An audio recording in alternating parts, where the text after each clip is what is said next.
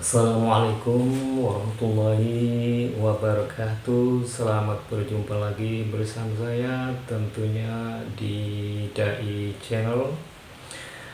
Pada konten kali ini saya tetap mengambil referensi dari kitab Riyadhus Shalihin Shahifah 69. Pada kali ini saya menerangkan kewajiban suami kepada istrinya. Namun sebelumnya saya mohon dukungannya kepada teman-teman yang belum subscribe, silahkan di subscribe, insya Allah bermanfaat.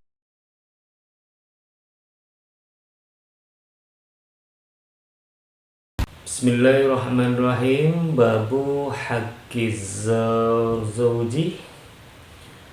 Bab ini menerangkan kewajiban suami ala imro'atihi atas istri.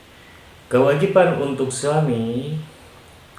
suami untuk istrinya, dan juga bab ini menerangkan kewajiban istri terhadap suami, karena hal inilah yang menentukan keselamatan seorang istri di akhirat nanti. Sebagaimana Allah berfirman di dalam surah An-Nisa ayat yang ke-34. A'udzubillahi minasyaitonir rajim. Bismillahirrahmanirrahim. Ar-rijalu qawwamuna 'alan nisa. Kaum laki-laki itu adalah pemimpin bagi kaum perempuan. Bima faddalallahu ba'dahum 'ala ba'd. Karena Allah telah melebihkan sebagian dari mereka laki-laki mengalahkan atas sebagian dari perempuan.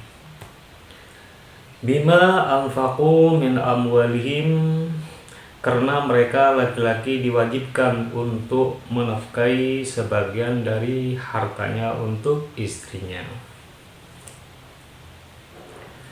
Fassalihatu qanitatun hafidhatun lil ghaib. Terus yang dinamakan wanita solihah yaitu wanita-wanita yang taat kepada Allah, yang sholat 5 waktu, puasa di bulan Ramadan, dan tidak berani kepada suami. Itu namanya istri solihah. Dan menjaga diri dan menjaga harta suami apabila suami tidak ada di rumah. Jadi istri solehah itu menjaga harta suami dan menjaga diri ketika suami itu tidak ada di rumahnya. Bima hafidhahullahu, oleh karena itu Allah telah memelihara mereka. Para sahabatku yang dimuliakan Allah. Wa ammal ahadisu, dan adapun hadis-hadis, faminha hadisu Amr bin Ahwas. Termasuk hadis-hadis itu, sebagian dari hadis tersebut adalah hadis yang diriwayatkan oleh Amr bin Ahwas as-sabiqi fil babi qablahu, yang mana hadis tersebut telah berlalu di bab sebelumnya. Hadis yang ke-281. Wa an Abi Hurairah, dan diceritakan dari Abi Hurairah radhiyallahu anhu qala, Rasulullah sallallahu alaihi wasallam bersabda. Siapa Rasulullah sallallahu alaihi wasallam? Idza da'a ar-rajulu imra'atahu ila firasi. Hadis yang ke 281. Mungkin hadis ini telah disukai oleh para kaum suami. Artinya apabila suami telah mengajak istri untuk tidur. Mungkin suaminya sudah rindu berat, mungkin suami itu sudah datang dari perjalanan jauh. Falam ta'ti, kemudian si istri itu menolaknya. Fabatah wadbana 'alaiha, sehingga si suami itu marah-marah ke istrinya. Maka kalau seperti itu, la'anat hal malaikah hatta tusbihah, maka para malaikat itu melaknat si istri itu, dilaknat oleh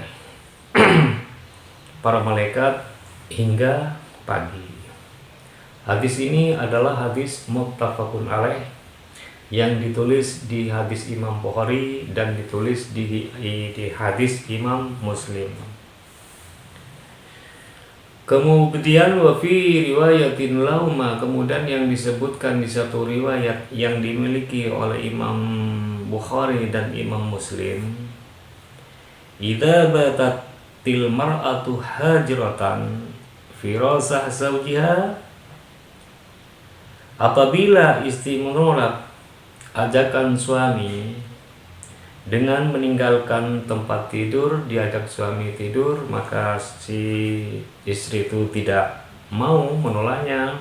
Kemudian wa fi riwayatin, dan disebutkan di satu riwayat, qalah, bersabda Rasulullah, siapa Rasulullah sallallahu alaihi wasallam, walladzi nafsi biyadihi, demi Tuhan yang diriku berada di kekuasaannya, ma min rajulin yad'u imra'atahu ila firasyi, tiada seorang suami yang mengajak istrinya untuk melakukan jima atau melakukan bersenggama atau melakukan bersetubuh. Mungkin suaminya sudah minum jamu mungkin, atau sudah minum telur bebek, misalkan seperti itu. Fata'ba alaihi, kemudian si istri itu menolak si suami karena alasan ngantuk capek seperti itu. Illa kana alladhi fis sama'i sahiton 'alaiha, melainkan makhluk yang ada di langit, artinya para malaikat, pada murka pada istri tersebut. Hatta, sampai kapan para makhluk yang ada di langit itu melaknat kepada si perempuan tersebut? Hatta yarda, hatta yarda anha, hingga suami itu memaafkan si istri. Selain hal tersebut, padahal selain hal tersebut itu berpahala, juga ia bisa mengurangi darah tinggi dan mengurangi kolesterol. Maka kalau semua istri diajak suami, ya jangan menolak lah seperti itu. Terus hadis yang ke-282, wa an Abi Hurairah, dan diceritakan dari Abi Hurairah radhiyallahu anhu, anna Rasulullah, sesungguhnya Rasulullah sallallahu alaihi wasallam, qala, bersabda siapa Rasulullah sallallahu alaihi wasallam, la yahillu limra'atin an tasumah wa zawjuha syahidun illa bi'nihi, tidak halal bagi seorang istri untuk berpuasa sunnah ketika suami berada di rumah, kecuali suaminya itu mengizinkan. Jadi kalau suaminya ada di rumah, kalau berpuasa sunnah, kalau tidak diizinkan dengan suami, maka tidak boleh berpuasa sunnah. Terus selanjutnya, wala ta'dana fi baitihi bi ibnihi, kemudian tidak boleh mengizinkan orang lain untuk masuk ke rumahnya kecuali dapat izin dari si suami. Hadis ini muttafaqun alaih, hadis ini adalah muttafaqun alaih, wa hadza lafzul Bukhari, dan ini adalah lafadznya Imam Al-Bukhari. Terus hadis yang ke-283, wa Ibnu Umar radhiyallahu anhu, dan diceritakan dari Ibnu Umar radhiyallahu anhu anin Nabi, yang mana Ibnu Umar itu mendengar dari Rasulullah sallallahu alaihi wasallam. Rasulullah bersabda, kullukum ra'in, setiap kalian itu adalah pemimpin. Wa kullukum mas'ulun ar-ra'iyatihi, setiap kalian itu akan dipertanggungjawabkan nanti di hadapan Allah Subhanahu wa ta'ala. Wal amiru ra'in, seorang kepala rumah tangga, seorang kepala negara, seorang kepala sekolah itu adalah pemimpin. Warrajulu ra'in ala ahli baitihi, dan seorang suami itu adalah pemimpin bagi anggota keluarganya, termasuk pemimpin istri dan anak-anaknya, seperti itu. Wal mar'atu ra'iyatun ala baiti zawjiha wa waladiha, para istri adalah pemimpin atas rumah tangga dan anak-anaknya juga. Seorang istri juga itu adalah seorang pemimpin bagi anak-anaknya. Wa kullukum ra'in, maka semua kalian itu adalah pemimpin. Wa kullukum mas'ulun ar-ra'iyatihi, dan setiap kalian itu akan diminta pertanggungjawabkan nanti di akhirat nanti. Makanya kita hati-hati dengan pimpinan orang yang dipimpin kita. Hadis ini adalah muttafaqun alaih, hadis muttafaqun alaih. Kemudian hadis yang ke-284, wan Abi Aliin, dan diceritakan dari Abi Ali. Siapa Abi Ali itu? Tolq bin Aliin, merupakan Tolq bin Ali radhiyallahu anhu. Anna Rasulullah, sesungguhnya Rasulullah sallallahu alaihi wasallam, qala, bersabda siapa Rasulullah sallallahu alaihi wasallam, idza da'a ar-rajulu zawjatahu li hajatihi, apabila seorang suami mengajak istrinya karena kebutuhannya, faltati, maka hendaknya mendatanginya, wa in kanat alat tanur, walaupun si istri tersebut berada di dapur. Sekalipun ada di dapur, kalau diperlukan si suami harus mendatanginya.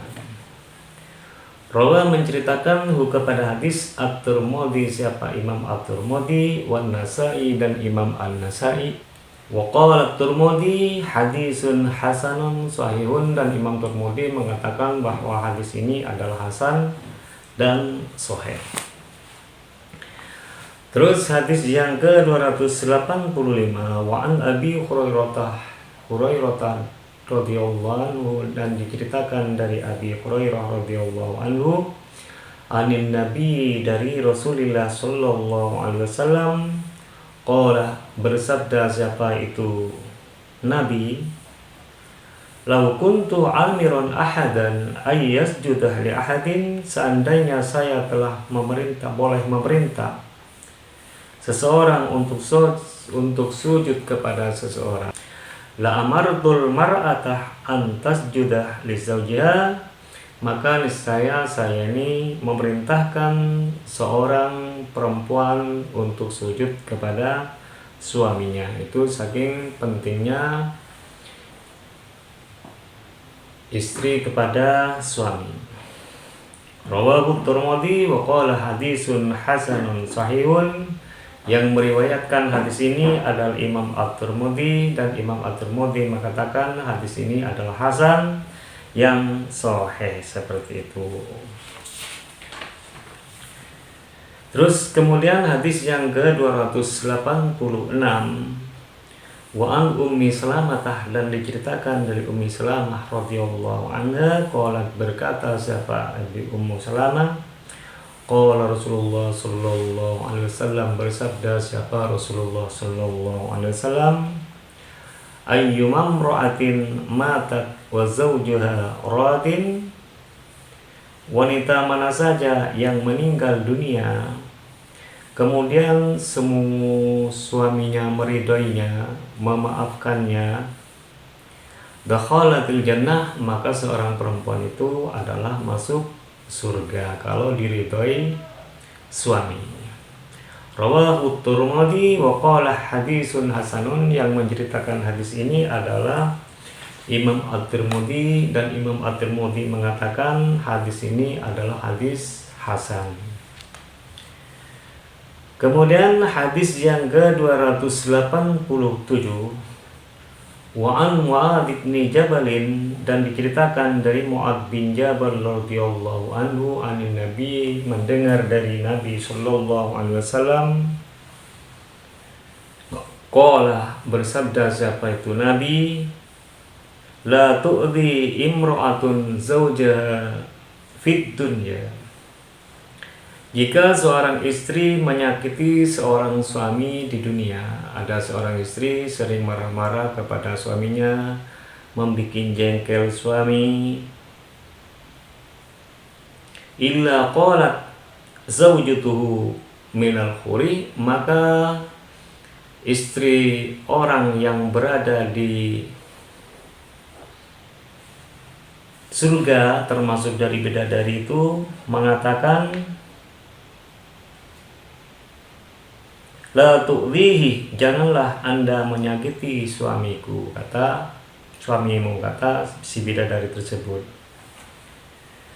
Qatalaqallahu fa innama huwa indaki dahilun, sesungguhnya ia di sisimu itu hanyalah orang yang mampir sebentar saja. Karena apa?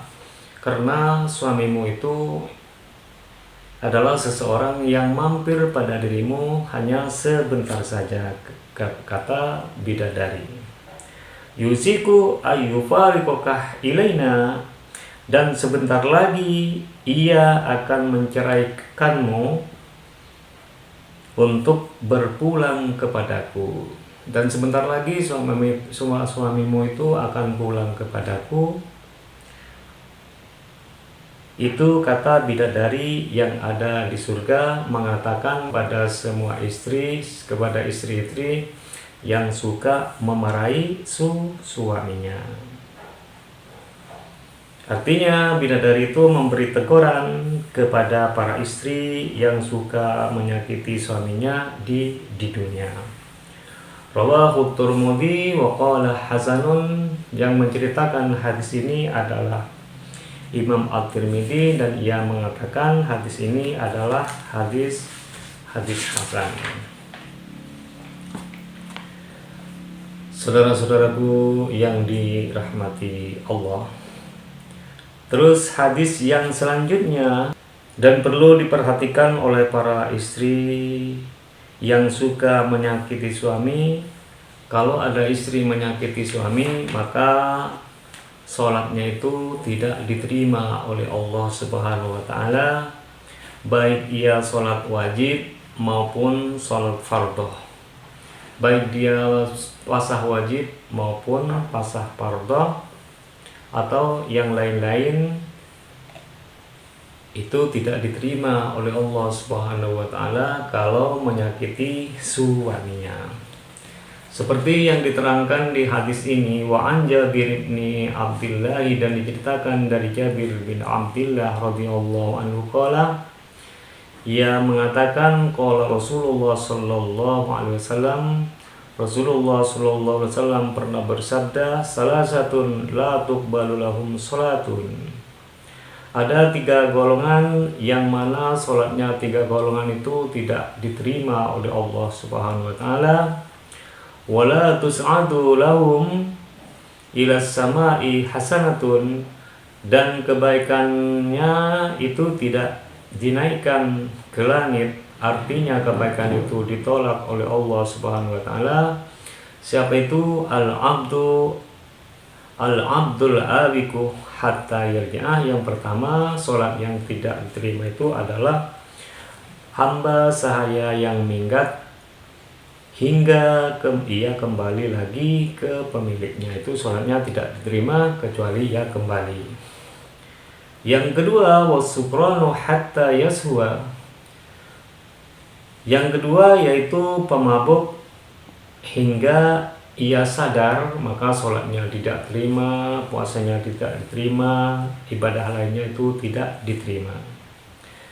Terus yang ketiga, wal mar'atu sahitula zaujaha hatta yardiya. Yang ketiga yaitu istri yang membuat jengkel suami, maka sholatnya tidak diterima oleh Allah dan ibadah lainnya juga tidak diterima oleh Allah hatta yardiya, kecuali suaminya itu mengampuninya, seperti itu. Rawahu Ibnu Hibban wa Ibnu Huzaimah. Yang menceritakan hadis ini adalah Ibnu Hibban dan Ibnu Huzaimah.